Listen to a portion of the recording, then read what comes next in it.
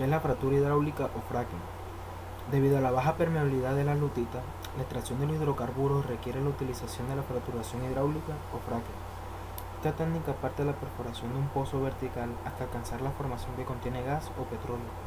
Seguidamente se realizan una serie de perforaciones horizontales en la lutita, que pueden extenderse por varios kilómetros en diversas direcciones. A continuación les mostraremos un video donde explica mejor este método. Adivinen cuál es el país que produce más petróleo en el mundo. ¿Arabia Saudita? ¿Irak? ¿Irán? Ninguno de los anteriores. Con 13 millones de barriles al día, el mayor productor es Estados Unidos. La coronación es reciente y es una de las razones por las que se ha caído el precio del petróleo. Estados Unidos está comprando menos porque está produciendo mucho más. Y todo esto tiene un responsable, el fracking. ¿Qué es el fracking? Es una técnica para extraer petróleo y gas de lugares que antes no se dejaban. Rápido repaso geológico. Todo el petróleo está almacenado en formaciones de rocas. Algunas de estas formaciones tienen poros o grietas que dejan fluir el petróleo, otras no. Las que no eran un problema para la industria petrolera, pero ahora que existe el fracking ya se puede sacar petróleo de ahí. Es más fácil entender todo esto si hablamos de un concepto clave, la presión. El petróleo es un fluido subterráneo que tiene que soportar millones de toneladas de tierra. Cuando nosotros taladramos hasta esa profundidad es como si estuviéramos destapando una gaseosa agitada. Así también el petróleo quiere salir por la tubería hasta la superficie porque la presión lo empuja. Pero todo esto depende de que exista un camino a la tubería. O sea, que las formaciones de rocas que almacenan petróleo tengan poros o grietas y que estén conectados. Si no hay conexión con la tubería es inútil porque la mayoría del petróleo se queda atrapado.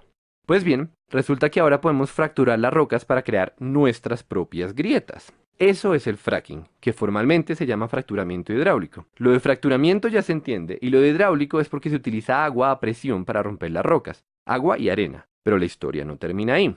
Para llegar a donde está el petróleo hay que perforar más o menos 2 kilómetros para abajo y otros 3 kilómetros de lado. Eso quiere decir que la tubería es demasiado larga y hay un montón de fricción, o sea que el agua que se inyecta pierde potencia a medida que avanza. La solución técnica de este problema es mezclar el agua y la arena con químicos que lubrican la tubería y así se combate la fricción que le quita poder al chorro. Pero ese cóctel es una para el medio ambiente y por eso el fracking es tan polémico. Para ser claros, no es que los pozos convencionales sean amigables con el medio ambiente, es que el fracking es peor. Básicamente estamos contaminando grandes cantidades de agua para romper rocas y buena parte del agua sucia que metemos se devuelve a la superficie todavía más sucia porque esas rocas tienen metales pesados y compuestos radioactivos. La contaminación es tanta que ya no es posible tratar el agua para hacerla potable. O sea, esa agüita se perdió y para siempre.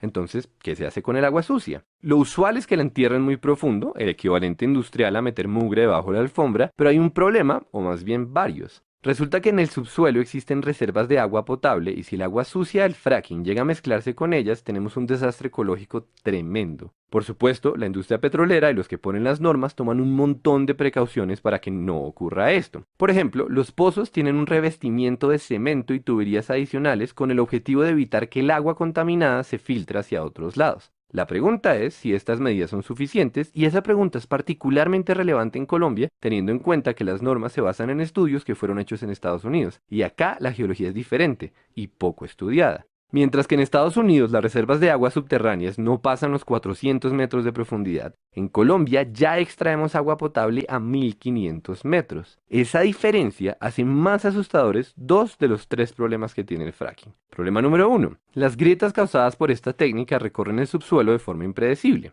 Eso quiere decir que corremos el riesgo de conectar los yacimientos de petróleo y el agua contaminada con otras fuentes de agua. Problema número 2. El casing, o sea, la capa de protección para la tubería, solo llega hasta cierta profundidad, es decir, que el agua contaminada se puede filtrar por debajo. Y problema número 3, el casing es una solución temporal. No se sabe qué pasa después de muchos años de desgaste en la estructura y ya existen varios ejemplos de pozos en los que se comienza a filtrar el agua sucia. Y entre paréntesis, también se ha hablado de la asociación del fracking con el incremento de temblores, pero se argumenta que en los pocos casos en los que ocurre las magnitudes son despreciables. Ahora bien, dicho todo eso, es importante saber que hay más de 1 millón de pozos de fracking en el mundo, y ese dato es muy diciente. Nos dice que las consecuencias negativas del fracking teóricamente se pueden controlar, por lo menos a corto plazo, y también nos habla del rol protagónico del petróleo en la economía. Es que son 1 millón de pozos aumentando las reservas mundiales, y la cifra va creciendo, lo que nos trae de vuelta a Colombia. Colombia, que está por encima del 85% de los productores de petróleo del mundo. Colombia, cuya economía depende en buena parte de esta industria. Pero también Colombia, la que solo ha explorado 9 zonas en lo que va de este año porque cayó el precio del petróleo y por tanto cayeron las inversiones.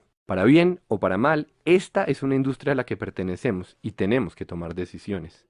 Es claramente un problema de costo-beneficio. ¿Vale la pena asumir el riesgo de que se debilite el sector petrolero? O, dicho al revés, ¿será que vale la pena asumir los riesgos del fracking? La respuesta no es fácil y no queremos decir que la tenemos, pero conviene aclarar una última cosa. Como el fracking es mucho más costoso y como el precio del barril está tan bajito y como la industria petrolera en Colombia está alicaída, se está hablando de incentivos tributarios para el fracking. O sea, el país recibiría menos plata usando esta técnica que usando la tradicional. Entonces, de nuevo, ¿vale la pena?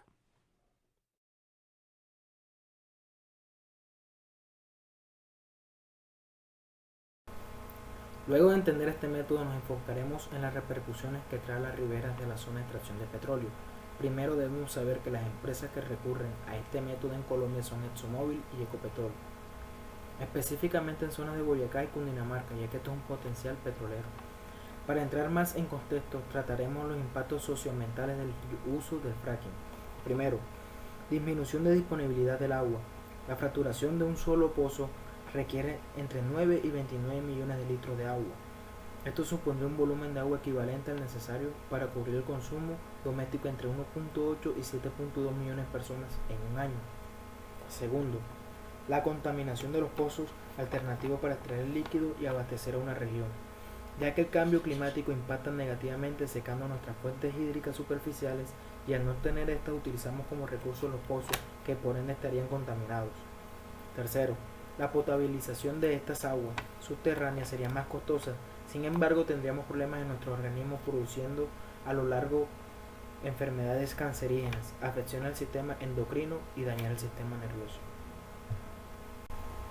Por concluir, implementar este método es costoso, y más teniendo como base la importancia de nuestra fuente de abastecimiento de agua.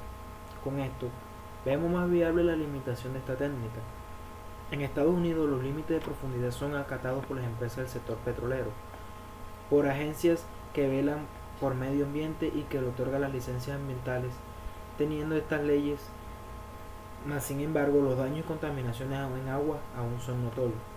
En Colombia sobrepasan estos límites de profundidad razonables, produciendo aún más impactos en los acuíferos, pero debido a los pocos pozos que aún no se han visto las consecuencias, las CAR y la ANH tendrían que implementar una ley más estricta para otorgar títulos y extraer hidrocarburos.